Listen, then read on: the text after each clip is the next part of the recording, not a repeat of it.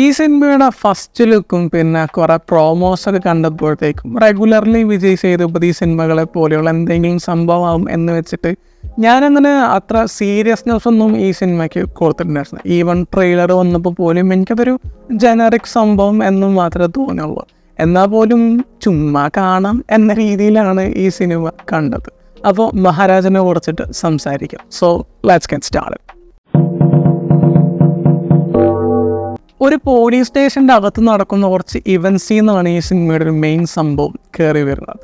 സാധാരണ ഈ വിജയ് സേതുപതി സിനിമകളൊക്കെ എനിക്ക് കാണാൻ വലിയ താല്പര്യമൊന്നുമില്ല. ഞാൻ റീസെൻ്റ്ലി വന്നിട്ടുള്ള കുറച്ച് സിനിമകളെ പറ്റിയിട്ടാണ് പറയുന്നത്. അപ്പോൾ അതിന് ഈ ബാഡ് റിപ്പോർട്ടൊക്കെ വരുന്ന സമയത്ത് OTTയിലോ തിയേറ്ററിലോ കാണാൻ തോന്നാറില്ല.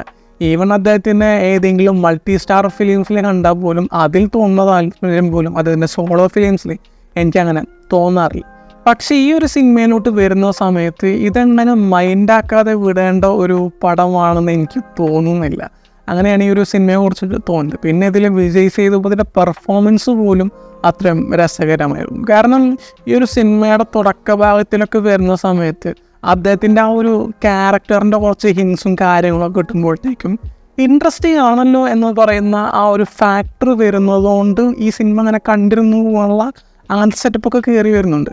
അനുരാഗ് കശ്യപിൻ്റെ ഈ സിനിമയിലെ പെർഫോമൻസ് എനിക്ക് കൊള്ളാമെന്ന് തോന്നിയിട്ടുണ്ട്. കാരണം ഇപ്പോൾ ലിയോയിലൊക്കെ വന്ന പോലെ പൊട്ടുന്ന പൂട്ട ടപ്പിന് പോകും അങ്ങനത്തെ ടൈപ്പിലുള്ള റോളൊന്നുമല്ല. എന്നാലും ഈ സിനിമയിലോട്ട് വരുന്ന സമയത്ത് ആ ഒരു പെർഫോമൻസ് പലയിടത്തും സിനിമയ്ക്ക് നല്ലൊരു സ്ട്രോങ് സപ്പോർട്ട് കൊടുത്തിട്ടുണ്ട്. അത് അദ്ദേഹത്തിൻ്റെ ഒന്നും ഞാൻ ഈ സൈസ് സംഭവമൊന്നും പ്രതീക്ഷിച്ചില്ല. ഈ സിനിമയുടെ സ്റ്റോറി ഇങ്ങനെ ഓവറോൾ ചിന്തിച്ച് നോക്കിയപ്പോൾ എനിക്കതൊരു ജനറിക്കാണ് അല്ലെങ്കിൽ റൂട്ടീനാണ് എന്ന് പറയുന്ന രീതിയിലാണ് തോന്നിയത്.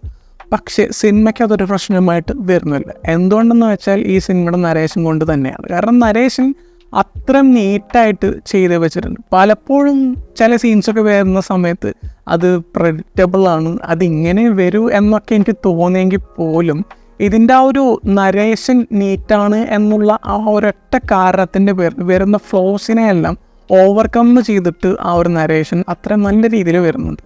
അപ്പോൾ അതിൻ്റെ പേരിലാണ് ഈ സിനിമ പലപ്പോഴും സ്കോർ ചെയ്തിട്ട് വരുന്നത്. ഓവറോൾ പറയുമ്പോൾ അത്യാവശ്യം സാറ്റിസ്ഫൈങ് ആയിട്ട് തോന്നിയൊരു സിനിമയായിട്ടാണ് മഹാരാജയെ കുറിച്ചിട്ട് എനിക്ക് തോന്നിയത്. ഓക്കെ, അപ്പോൾ മറ്റൊരു വീഡിയോ ആയിട്ട് പിന്നെ വരാം. Bye guys.